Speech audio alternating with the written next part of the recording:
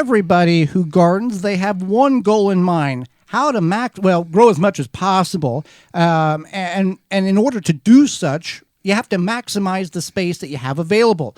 Whether you have 40 acres or 40 square feet, you can do this in a variety of different ways. And we're going to go over several of these techniques on how you can get the most out of your garden. Now, we covered last week in the second segment, building your soil. And that is one of the main keys to a successful garden, Holly. If you don't have good soil, you can forget about a really good harvest, because if you're not feeding the soil can't feed the plants, and you're going to be sad very quickly. It's very important. You want to make sure that your soil is healthy and it's providing nutrients to those plants. It's the lifeblood of your plants.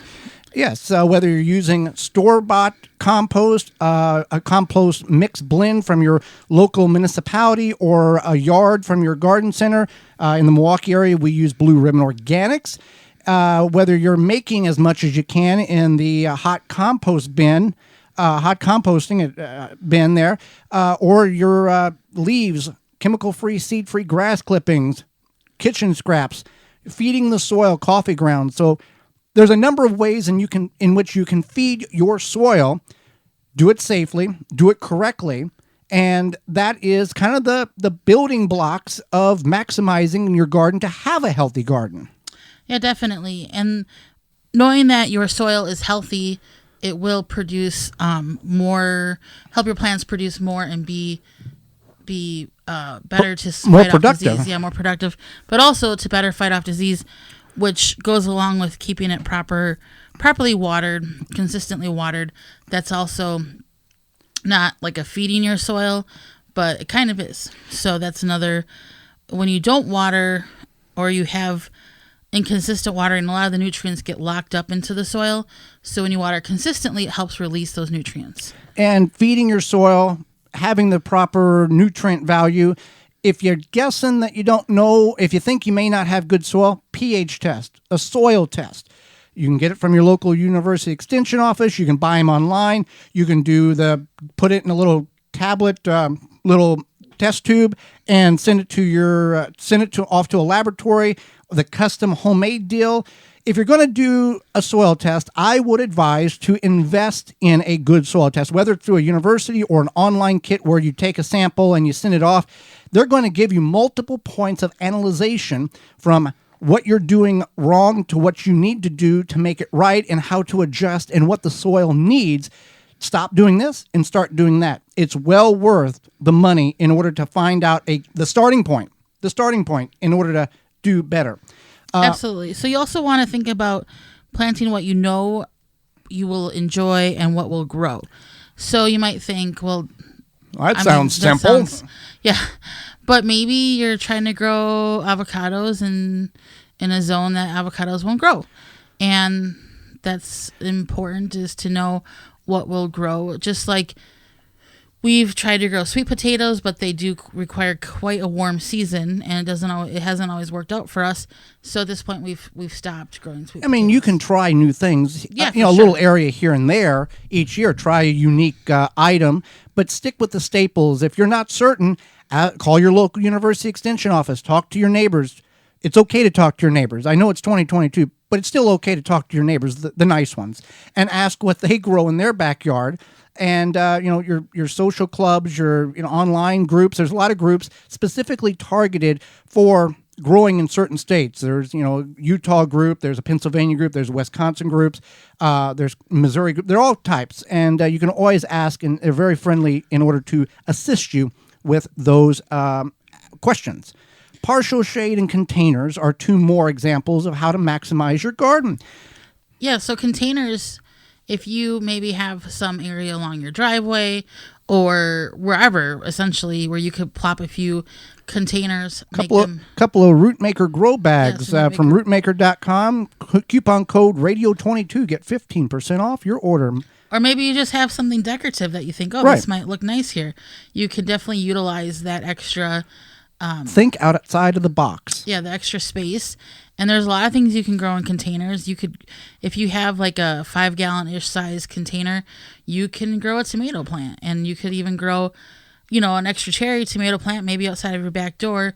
and then you pop some off for some salad or just to snack on, and you have a nice little backdoor tomato plant. Now, if you're going to grow in a 5-gallon bucket, nothing wrong with that.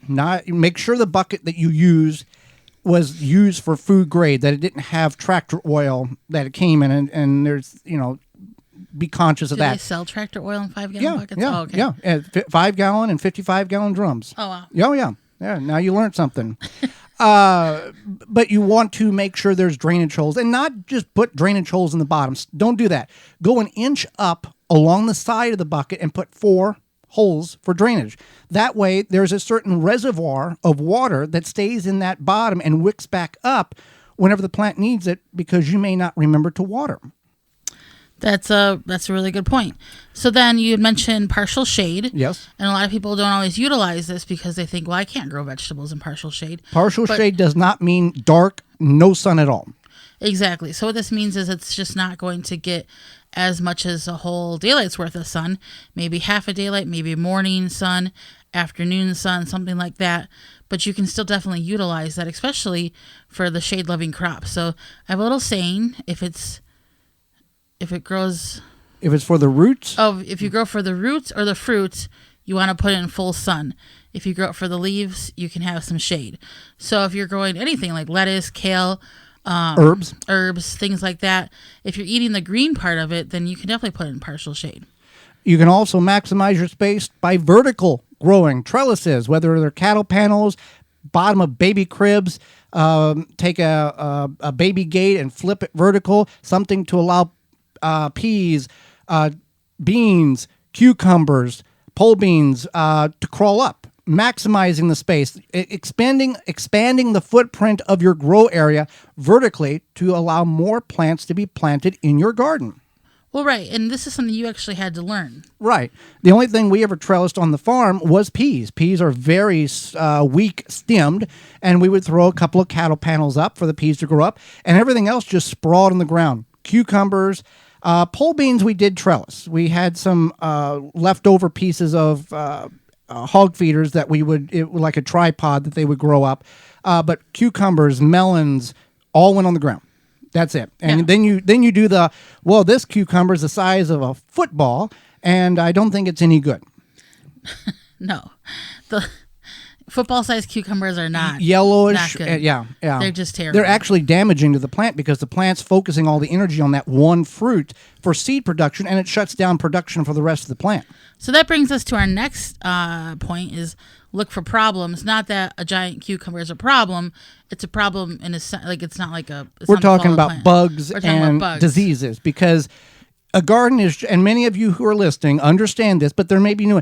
It doesn't mean pick a date, Memorial Day weekend, you go plant your crops, and then see you later garden, and come Labor Day, you walk out and everything's hunky-dory like a PBS garden program. It doesn't happen that way. It does. On PBS, yeah. And the home, like the home channel. Yeah. So there's all kinds of problems. That's 3 shows in itself to talk about all the problems in which you may face in your garden. But if it doesn't look right, something isn't right. And there are a lot of ways in which you can find out information.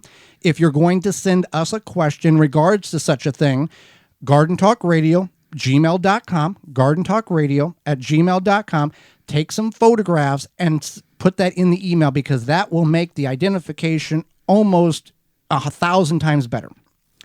So with that being said, Holly, that's some ways in which one can maximize your garden. And you can also you can do a square foot garden method instead of a row method in certain parts of the garden. You can succession plant. When one thing gets done, put something else in its spot. And you can have your freezers and your pantry full of produce by the end of the year. In addition to the produce that you're growing, you can also have the correct tools in order to process or season the meats in which you are consuming. Absolutely. I just made some sauteed mushrooms the other night and used some delicious Walton's seasoning. So we are brought to you today by our Walton's Inc. You want to know, where your food comes from, canning, preserving your fruits and vegetables, etc. At Walton's, you can get all the equipment, seasoning, and supplies to make sausage, jerky, and any other meat product your way to your high standard. You want to make snack sticks that people will actually like. Walton's created meatgistics.com, an informational site to help you find or make the best finished product. It's just kind of a online support community. Walton's even has their own full line of meat grinders, mixers, sausage stuffers, and more to help you go from animal to edible.